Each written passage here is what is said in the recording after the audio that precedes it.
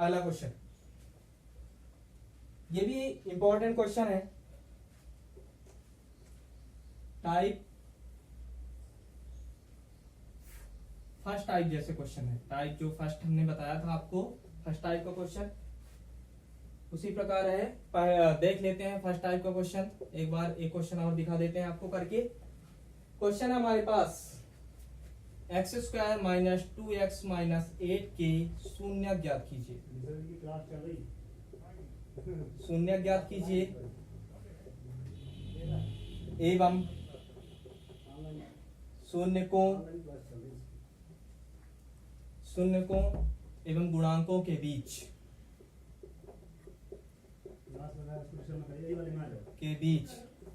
संबंध सत्यापित कीजिए। संबंध सत्यापित कीजिए। तो हमारे पास जो बहुपद है, पॉलिनोमियल है, क्या है, x square minus 2x minus 8। इसको मैं किसके बराबर कर दूंगा, सबसे पहले 0 के बराबर।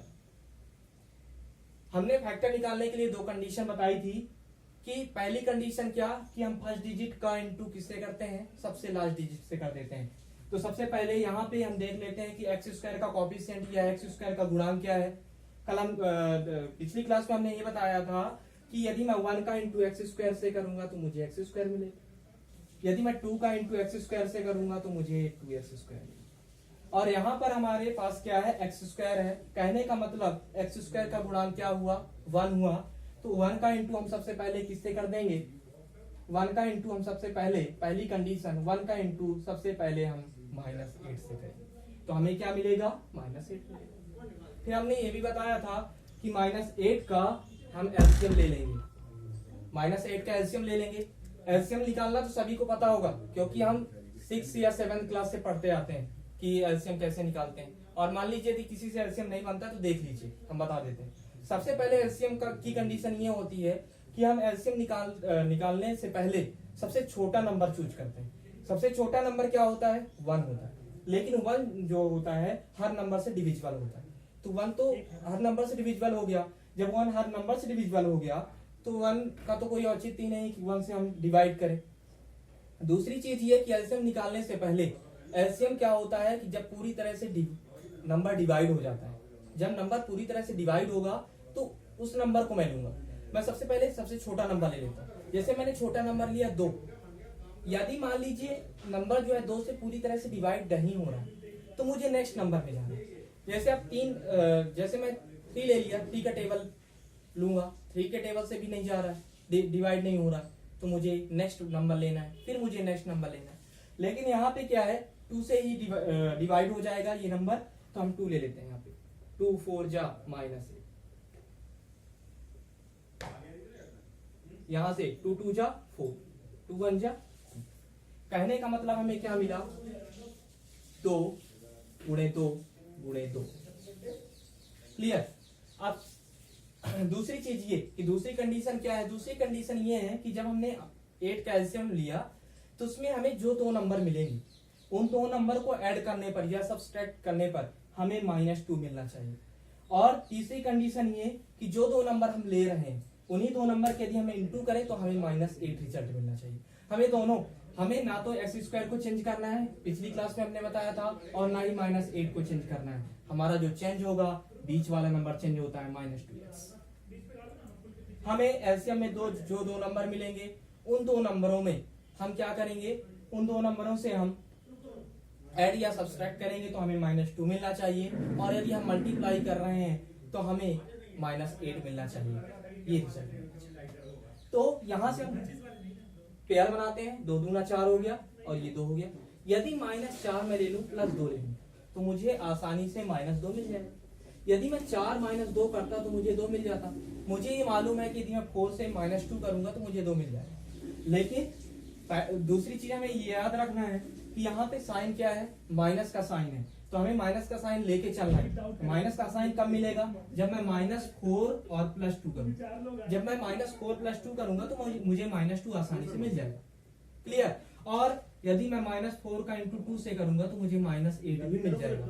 सो मेरा दोनों रिजल्ट जो है, दोनों रिजल्ट यहाँ से क्लियर हो चुके हैं। दोनों रिजल्ट क्लियर हो चुके हैं।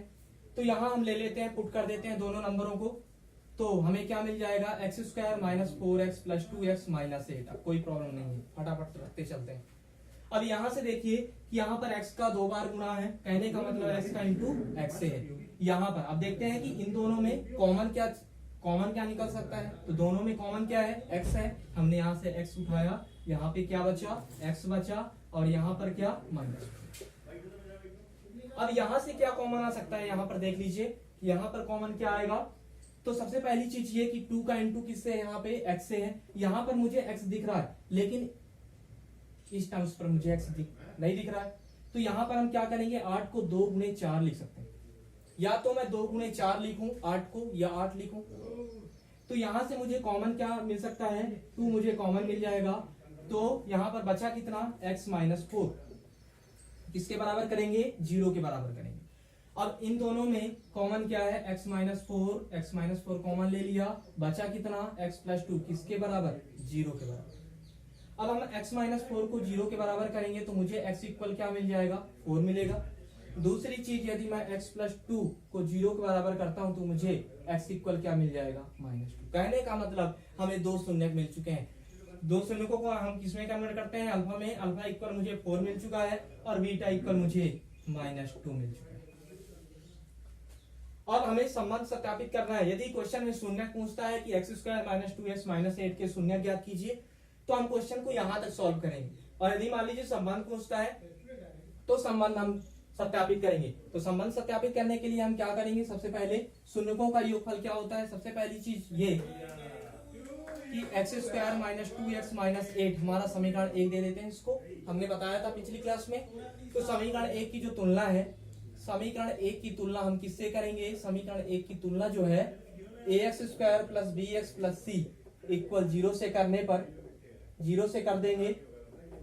समीकरण 1 की जो तुलना है हम ax square plus bx plus c equal 0 से कर देंगे।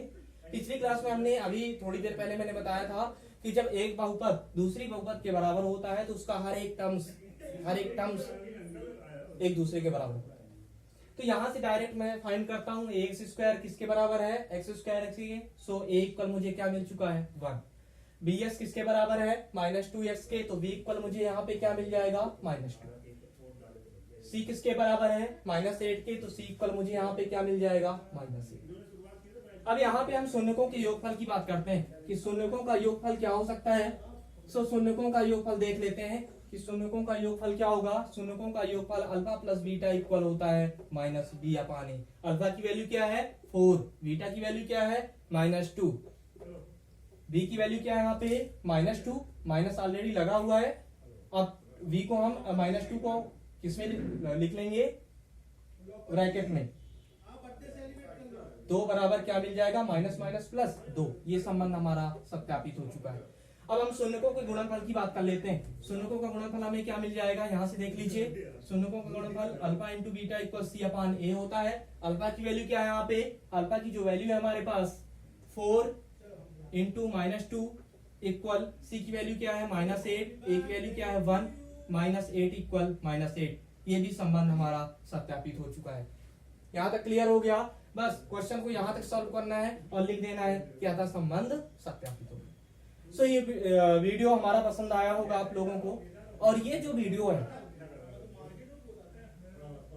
डियर, जहां तक आपसे हो सके वहां तक से, बहुत सारे बच्चे कोचिंग में फीस तक नहीं दे पाते हैं। सो हमारे वीडियो के अकॉर्डिंग वो इस क्लास को देख सकते हैं, पढ़ सकते हैं। सो मेरा अनुरोध यही है कि इस वीडियो को अधिक से अधिक जगह तक शेयर करें। धन्यवाद।